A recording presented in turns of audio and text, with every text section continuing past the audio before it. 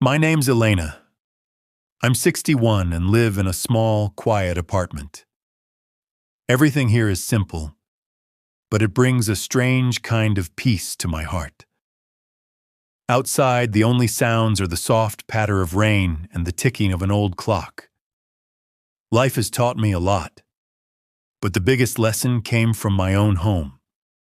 I taught kids art and painting for 38 years.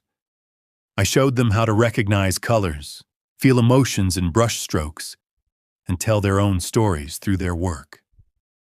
I was always proud of what I did. Every parent in town trusted me.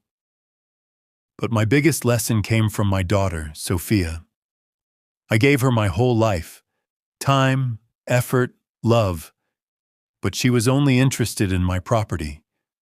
That's when I realized how fragile the foundation of family and love really is. Sophia's childhood was innocent and happy.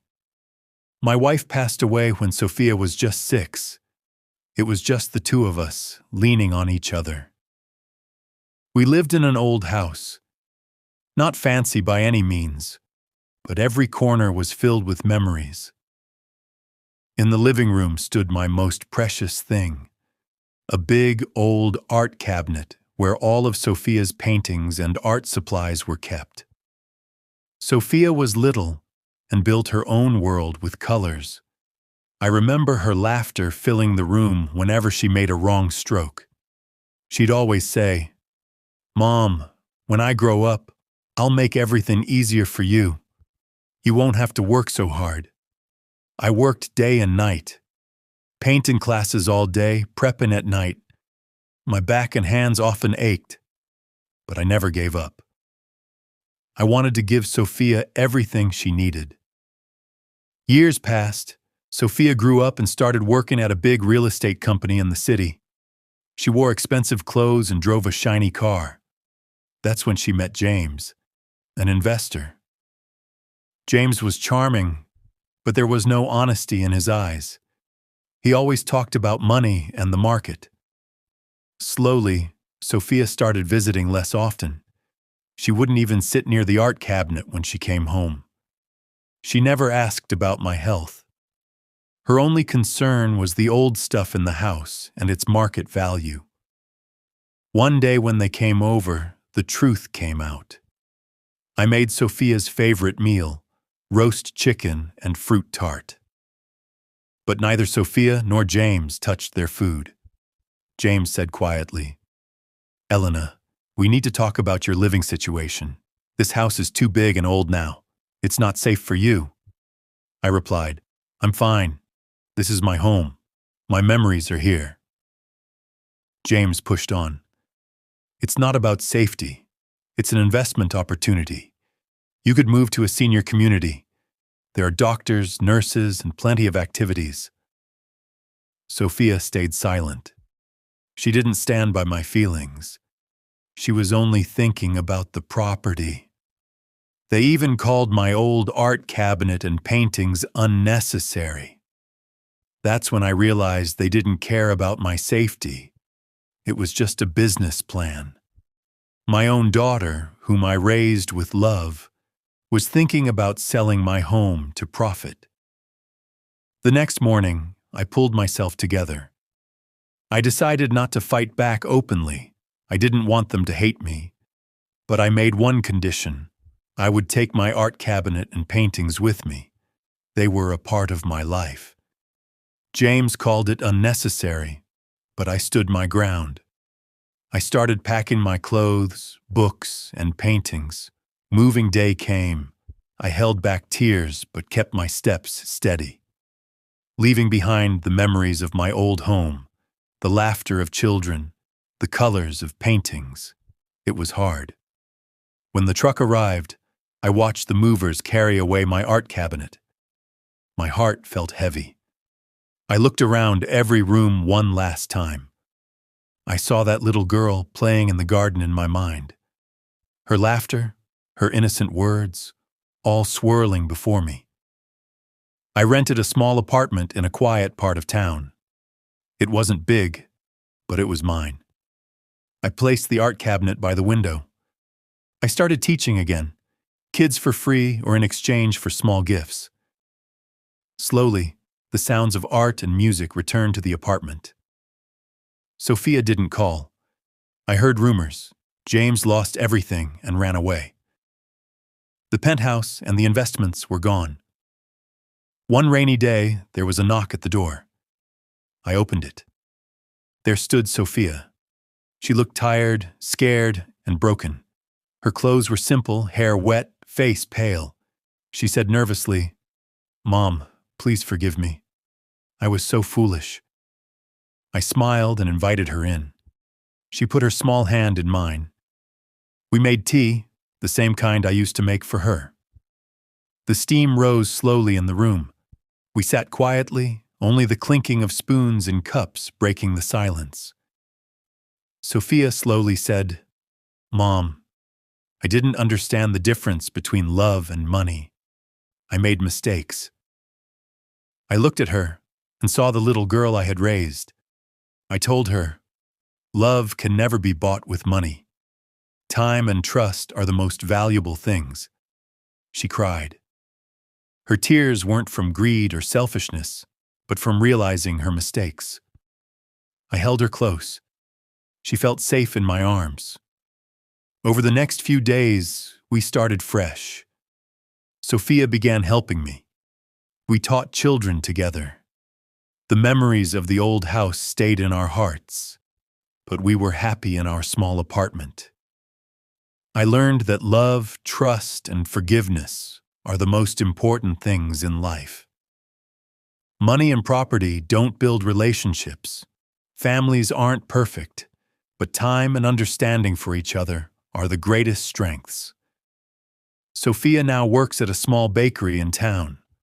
The work is tough, but she's happy. We live close by. No big house, no flashy cars, but every Sunday we eat together. We talk, laugh, and share little moments of music. After Sophia came back, peace slowly returned to my life. I taught kids every day. Kids whose parents couldn't afford much, but were happy with little gifts or simple things. Their laughter and colorful drawings echoed through my apartment again. One day, Sophia sat with me and shared her whole story. She told me James betrayed her trust. The investment was a scam. The penthouse, the money, all gone. She realized she never truly understood her parents' love. I saw the little girl in her again, innocent and without greed. She admitted her mistakes and asked for forgiveness. I held her, but this time with love and understanding. This hug wasn't about selfishness, but about renewed trust. Together we took small steps. We started art classes for kids. Sophia now teaches art alongside me. She learned that true happiness isn't in money, but in relationships and shared time. A new rhythm came into our lives. The old house memories stayed in our hearts, but we were happy in our small apartment. I realized no matter how much property you lose, love and family always matter. Sophia changed jobs too. Now she works at a small local bakery. The work is hard, but she's happy. She understands that hard work, honesty, and simple joys are life's true happiness. Teaching kids, I learned a lot too. Teachers don't just give knowledge, they teach life's values. My relationship with Sophia grew stronger. We enjoyed the little joys of home together. One day Sophia asked me, "Mom, can I make mistakes again?" I smiled and said, "Everyone makes mistakes, but if you understand truth and love, every mistake can be a lesson." She smiled softly. She understood that the most important things in life are love, trust, and family. Time passed, and Sophia and I rebuilt our bond slowly. We made our small apartment a home. Every room carried our memories and children's laughter. The memories of the old house stayed in our hearts, but our happiness and contentment were in the present. Sophia learned a lot from her experiences. She understood that real success isn't about money, property, or show. The biggest investment in life is love and trust. She told me, "Mom, I can't get back what I lost, but I've learned the most important thing, your love." Together, we kept art and music classes going for kids. With the limited resources in our small town, we nurtured the children's talents. For parents who couldn't pay much, we taught their kids anyway, sometimes just for an apple or a piece of bread. Seeing those kids' happy eyes gave us true satisfaction. One day, Sophia looked at my old piano, the same one I'd put there with my own hands. She said softly, "Mom, can we play it again?" I smiled. "Yes, it's ours. We can write our story again in its notes." We started a new song on the piano. The music slowly filled the room. The children joined us, making music together. That moment was the most precious in my life. I realized true happiness isn't in property, money, or appearances. It's in small moments. Laughing together, working side by side, understanding each other's feelings. Sophia apologized, and I forgave her. But that forgiveness wasn't just words. It was filled with lessons and understanding. She learned that greed and selfishness break relationships, while love and trust build them. Now every Sunday we eat together. We talk, laugh, and share little moments. We don't have a big house, shiny cars, or expensive clothes, but we're happy. What we have is the most precious thing, love and each other. I've learned so much from this journey. You can teach kids everything, but life gives the toughest lessons. People make mistakes. Money can blind us. But love is the light that guides us back. Families aren't perfect. We hurt each other. We break each other. But as long as there is forgiveness and love, the way home is always open. I learned that you can sell your house, buy a future, but you can't buy back the love you sold. Thankfully, if you have courage and understanding, love is free and always there. Sophia works at the bakery in our small town now. She works hard and is happy. I watch her and feel she finally understands life's real joy. We don't have a big house, but our life feels complete. The biggest message of this story is that a parent's love is priceless. You don't have to give children everything, but giving them time, understanding, and love is the greatest investment.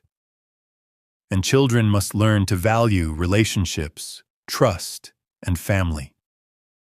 Now I want to ask you a question. Have you ever forgiven someone who hurt you deeply? Have you made space for them in your life with love and understanding? Tell me in the comments. I read everyone. Thank you for listening to my story. Remember, love and understanding are life's greatest gifts. Show love to your parents. Give them time. Don't wait too long.